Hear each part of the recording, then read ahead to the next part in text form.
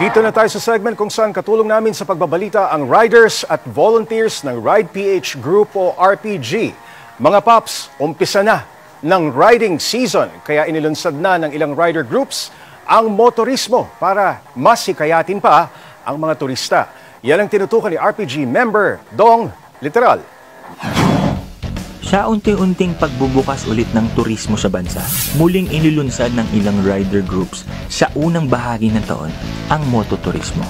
Programa ito kung saan naglilibot sa iba't ibang probinsya ang mga riders o ang riding groups para makahikayat ng mga turista at muling masiglahin ang nananamlay na ekonomiya ng turismo sa bansa. Iba't ibang probinsya ang kanilang narating mula sa Baguio sa North, Batangas sa South, hanggang sa isla ng Palawan at sa Cotabato sa Mindanao.